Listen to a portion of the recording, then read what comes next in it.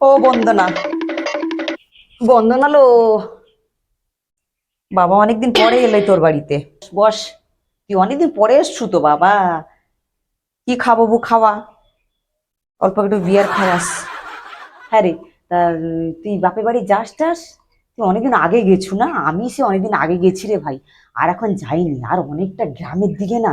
আর এখন শহরে চলে এসেছি, আর যেতে ভালো লাগেনি জানি তো। ওমা, একটু আমার বান্ধবী এসছে, তুমি একটু বিয়ার সাজিয়ে এনে দাও গ্লাসে করে, আর দুটো ফল কেটে এনে দাও। তো শাশুড়িকে বলিসনি? হ্যাঁ, শাশুড়ি বয়স্ক মানুষ, খারাপ ভাববে না। ওকে দাঁড়াতো, বলবি নি কি করবি বলতো? ওনাদের মতো মহিলাদের এরম করে করে খাটাতে হবে। এমনিতে কিছু করে না, সারাদিন তো বসে খাচ্ছে, বুঝলি তো। হুম। আর ওনার ছেলে তো কাজে পাইলে, আমার তো এখন কাজ বাজ নেই বলে ঘরে বসে আছি আমি। হ্যাঁ, ওনার ছেলে কাজে চলে যায়, আর এই সারাদিনে ওনার পিছনে তো আমি দিই, এটা ওটা করে টোরে দিই তো। এই দেখ, এইসব বুড়িদের যত খাটাবি তত লাভ। এমনি কদিন পরে এমনিতে ওনাকে বৃদ্ধাশ্রমে দিয়ে দেবো, কে ওনার পিছনে খাটবে বলতো? হ্যাঁ, বয়স হলেই হাগামুতা কারা বাবা, আমার দ্বারা হবে নি, বুঝলি। ও আমি করতে পারবো না, আমার গ্রামে হতে পারে বাড়ি।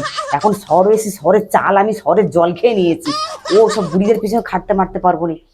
ও বৌমা, বৌমা, এনো মা, তোমার এই যে বান্ধবীর জন্য, তোমার জন্য এই যে মা বিয়ার প্যাক করে এনে দিয়েছি, আর এই যে ফল কেটে এনে দিয়েছি।